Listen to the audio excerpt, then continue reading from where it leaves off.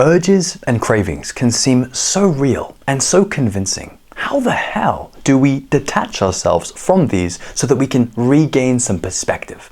Well, the first thing that you want to do is go straight to your gut feeling. Your gut feeling actually knows that you are not your cravings. Now, this might literally be the smallest, tiniest, most minuscule feeling in the entire world. But you know what? It's there. You know it's there, and if you really try, you can feel that it is the correct answer.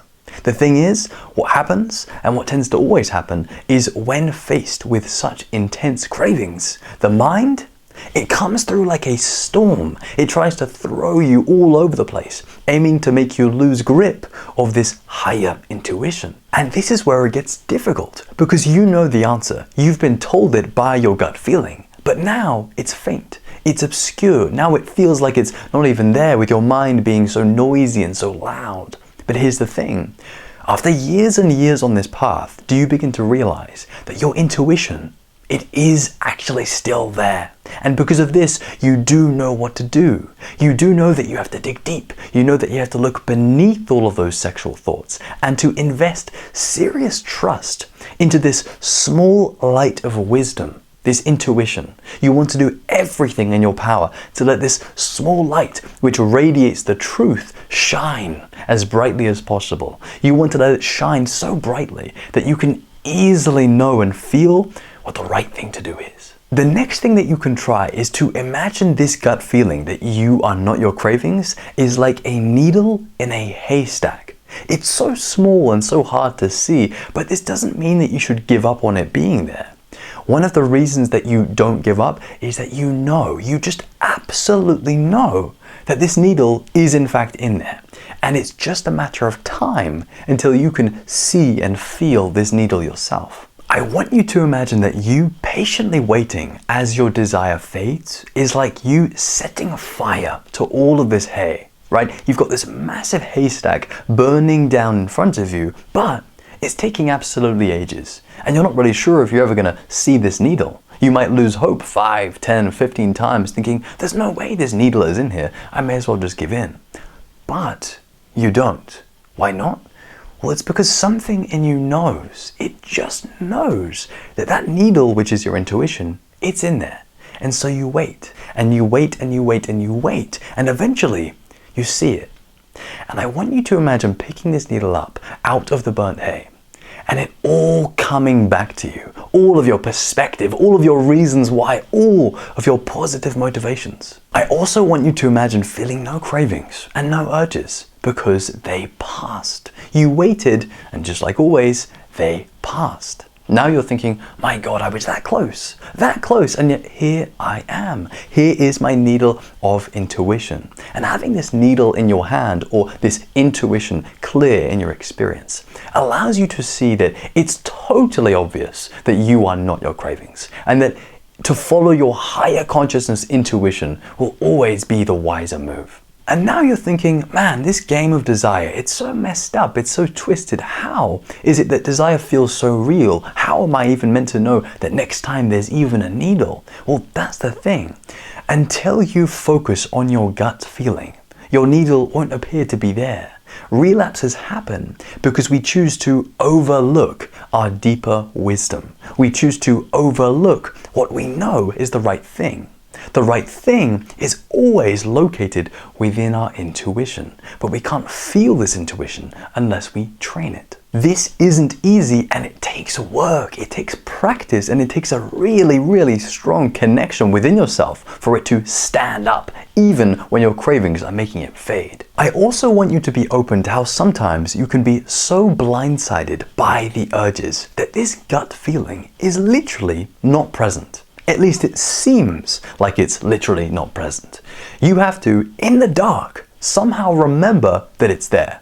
This is another visual metaphor, which is when you have intense cravings, you are in the dark. You don't know what you're doing, you can't see things clearly, and you're really not sure what you're choosing is the right thing. What you have to do then is kindle the fire of your intuition, which starts to burn, and it starts to serve as a guiding light, a light that leads you into more light and into more seeing, into clarity, into perspective, into knowing. Light in this instance equals higher consciousness. Your intuition is a gateway to higher consciousness and clearer seeing. I also want you to start seeing how easily the lights go off when you have cravings. And it doesn't matter who you are. If you feel these cravings, your mind will try and get you. And this is what unifies us. We all have sexual desire, and we all have the potential to be misled by these kinds of feelings, especially the unusually strong ones, the ones that seem to lust after PMO. But it makes sense why these ones are stronger, because the reward is considerably stronger. The reward is extremely potent. PMO is not just a stimuli, it's an extreme super stimuli. This means it offers us more pleasure than we know what to do with. This is one of the reasons why we crash afterwards if we use PMO, because the mind and our system, it's not used to nor prepared for this kind of stimulation. This is why we must go back to our gut feeling. We must sense that this kind of thing cannot be good for us. We must turn it down, and we must choose a wiser, more healthy pleasure. Your urges are not you, but this is hard to see, because when they come on, you can feel like you are under the influence of them, so to speak. They can be so convincing. They can distort your perception. They can make you think things that you wouldn't ordinarily think. They can even make you imagine certain possibilities that you wouldn't ordinarily imagine. This is where you have to stop and remind yourself, I am not my cravings. And you want to do this time and time again, because the reality is they'll be back, especially if a relapse has happened recently. These urges will be extra strong. So what you've got to do is keep an eye out. You've got to stay very vigilant and very aware. Your urges are not you, and you can know this without even thinking, without speaking, or without doing anything. You just know. Appreciate that gut feeling or intuition. It runs far deeper than your conscious mind.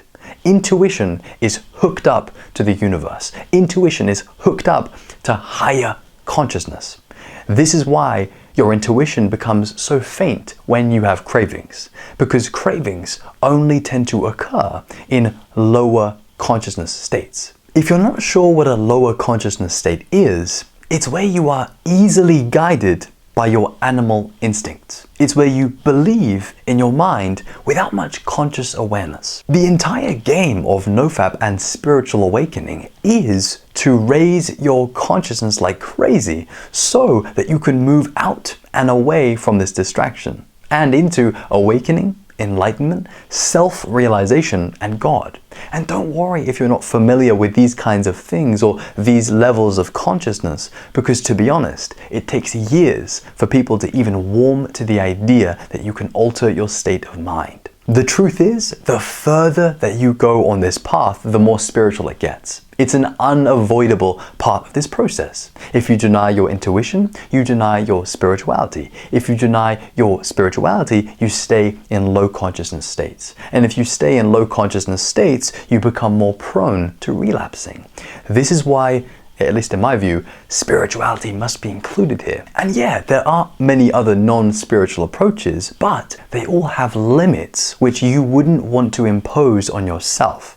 You want to go all the way if you can, and this all starts with an open mind and a strong intuition. Your urges are not you, and you've known this your entire life.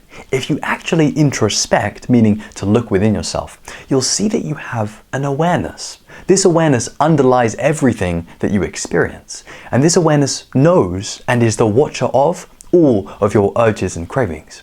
This awareness is the same thing as the consciousness mentioned earlier. These two words can be used synonymously to describe the nature of your direct experience, which is basically being aware.